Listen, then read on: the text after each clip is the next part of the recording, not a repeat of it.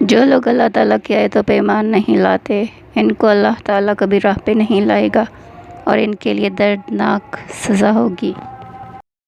انصاف اور سچائی اللہ تعالیٰ کے نزدیک قربانی کرنے سے زیادہ پسند ہے۔ حکمت روح کی زندگی ہے۔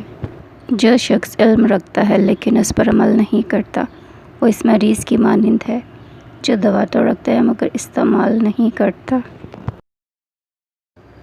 جس کا بولنا ذکر الہی میں ہو، جس کی خاموشی غور و فکر میں، اور جس کی نگاہ عبرت ہو، وہ مجھ جیسا ہے۔ اللہ تعالیٰ کے ایمان کے ساتھ صبر صحت مندی کا باعث ہے۔ ہر ایک انسان کی روشنی اس کی نظر میں ٹھیک ہے، لیکن اللہ تعالیٰ تو دلوں کو تولتا ہے۔ اس سے بشارت ہو جسے اللہ تعالیٰ نے اپنی کتاب کا علم دیا اور وہ متکبر نہیں مرا۔ اپنے آپ کو اس وقت تک انسان نہ سمجھو جب تک تمہاری رائے تمہارے غصے کے زیر اثر ہو۔ اللہ تعالیٰ کی بے انتہا نعمتوں اور اس کے احسانات کا شکریہ انسانی طاقت سے باہر ہے۔ گھر اور مال وہ میراث ہے جو باپ سے حاصل ہوتی ہے، مگر عقل مند بیوی اللہ تعالیٰ کی نعمت ہے۔ جھگڑے کو کہ وہ تیز ہو جائے اس سے پہلے اس کو چھوڑ دو۔ کتنے تندرست جسم، خوبصورت چہرے اور شیریں کلام کرنے والی زبانیں کل جہنم کے طبقات میں پڑے چیخ رہے ہوں گے۔ میرے نزدیک مٹی کا ڈھیلا اور روپیہ برابر ہے۔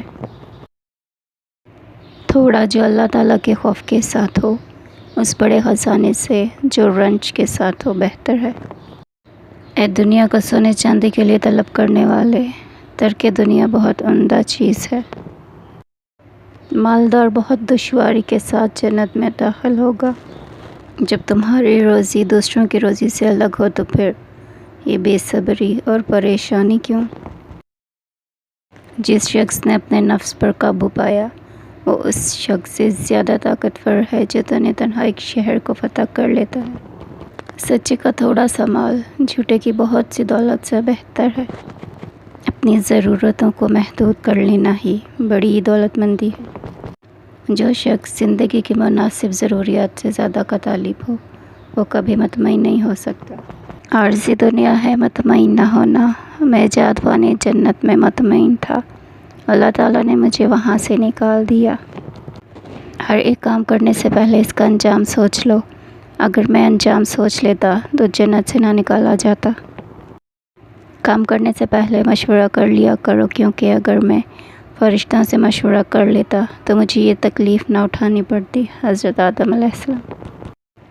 جس معاملے کو اللہ کے سپرد کر دیا، اس پہ بار بار سوچنا بھی ایمان کی کمزوری ہے، اور اللہ آپ کو ایسے نوازے گا کہ آپ کی دعا میں اٹھے ہاتھ حیران رہ جائیں گے۔ الحمدللہ کہو اور کہتے ہی رہو جب تک سانس باقی ہے۔ ایک رب راضی رہے، دنیا تو ویسے بھی کسی کی نہیں ہے۔